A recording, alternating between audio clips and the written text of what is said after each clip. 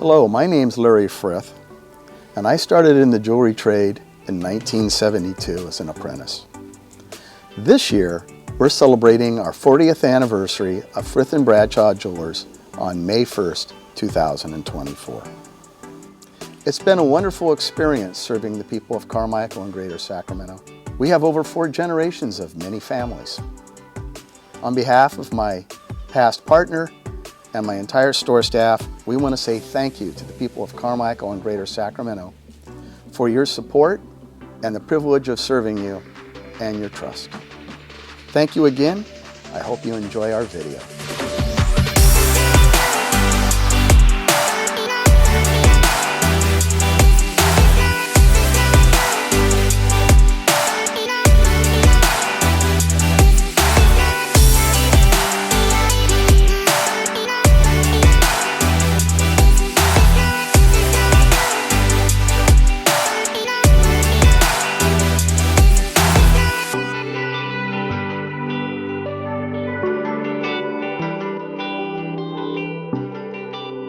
I first started by being a delivery boy for the Lockteffs, and they were 3 brothers on K Street, and they were doing trade work in another small store called Lanaire's, the old Simpsons Jewelers, and Bob Lanier had a store and the Lockteffs rented space from him, and I was working at Orange Julius. Today you'd call me like a shift supervisor or something. And I would work weekends and nights after high school, and then after high school, they needed a delivery boy, and I had a Studebaker. And they offered me a job, which I thought was definitely a step up from working at Orange Julius. So December 18th, 1971, I started working for the Lockteffs as just a delivery boy and cleaning, and they started teaching me and training.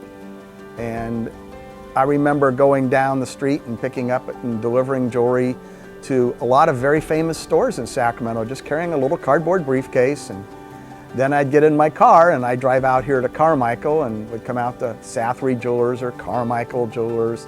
And I got to know a lot of these owners, and they were really nice. I mean, people treated me well. And Lockteffs, well, they put up with me. You know, it takes a long time to train a jeweler. You got to go 4 years before you're kind of a journeyman jeweler, but it got up to a point where we were putting out, I think, 400 or 500 rings every other day with 2 delivery cars. At one time we had 7 people in the shop, and I had to quality control the work. And then there were the owners, and we had 2 stores. And you know, one brother retired, and another brother passed on, and they said, you know, we'll help you go out on your own. Take whatever you need, just pay for it, you know, in materials or supplies. And that's how I started. So I started out just as a delivery boy. How did Frith and Bradshaw start? Well, I used to have a daughter that was an ice skater, and she was at the ice rink, and there was a professional instructor there. And he was trying to get past just teaching ice skating. He is a former U.S. Olympian and world-class ice skater, but it's a lot of work to bring kids up, and he wanted to do something that had a little bit more immediate pleasure to it and instead of waiting years to train a child to skate. So he was learning to be a jeweler, and at that time I was thinking of going out on my own. I had worked for another company for 13 years and started there. And I opened up a small shop here in Carmichael on Robertson with 1 ring, 12 colored stones, and a bracelet. It was a whole 300 square feet. And it was down on Robertson next to the mower shop, and I was just doing repair work for other stores. And Rob was next to me, and away we went. After a couple years, we moved down to Windmill Way and had our first real store with our nicer wooden cases. And we were doing work now for 12 or 15 other stores, repair work, plus we had our own customers. And the idea is you build up your own customers, and then you didn't have to do trade work for everybody else. And that worked out pretty well. It was exactly how the company I worked for and was trained at originally did their entire business. They started out doing trade work, and at one time we were doing trade work for 40 stores and I was the shop foreman. So it was May 1st, 1984.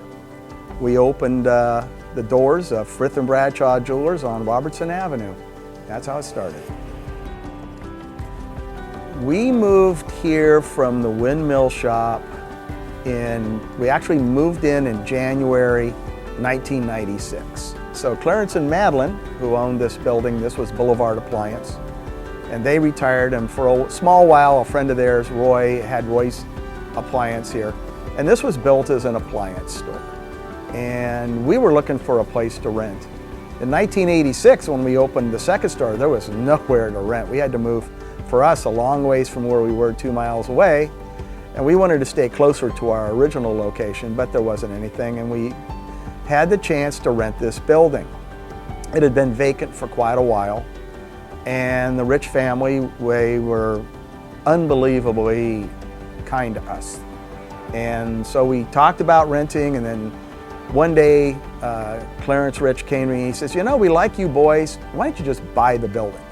And we want this." And we went, "Oh, okay." So, and we're going to give you great terms and everything will be fine. And I went, wow, this is a gift and a half, you know. So we bought the building, and some things had been done before we were here, but all we had to do was pretty much put in an alarm system and some carpet and cases and some lights, and away we went. So that went really well until, unfortunately, my partner passed away.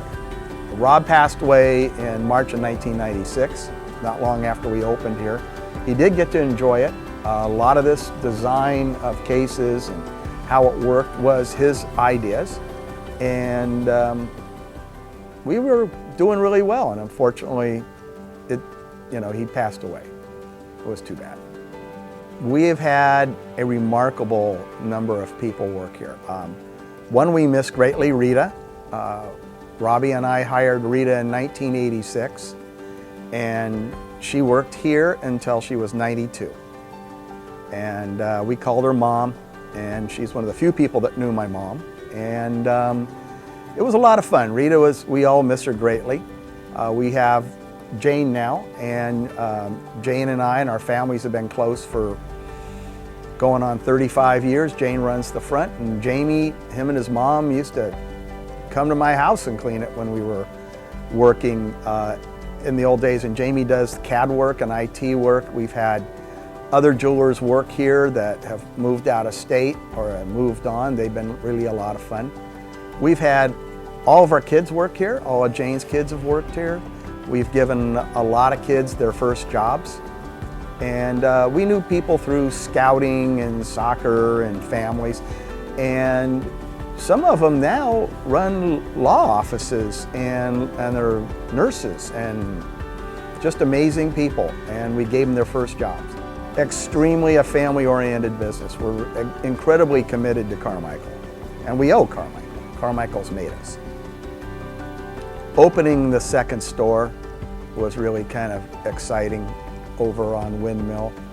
Robbie and I worked really hard, and we planned the colors of the business and the things we were going to do, and we were able to do it. We became independent, and that was a favorite thing. Seeing people at their best. A lot of our customers we've become very close to, and now we're on generation 4 and 5, and we've known their great-grandparents, and now they're coming in with babies in their arms. And these are one of the reasons why I look forward to coming to work. After 52, pushing 53 years of doing this, it's the people and the staff that make it worthwhile. I could have retired a long time ago, but I'm really fortunate and blessed that I can still work at the bench. And I'm probably, if not the oldest practicing jeweler, I got to be one of them. There's not many of us left. First of all, customer service. I mean, we'll deliver jewelry to people if they need it. Custom orders, we do lots of custom. Jamie and Jane and I and everybody works on these projects, and we have outside jewelers that CAD companies that help us, and custom work, and we're known for repair work, and repair work never ends.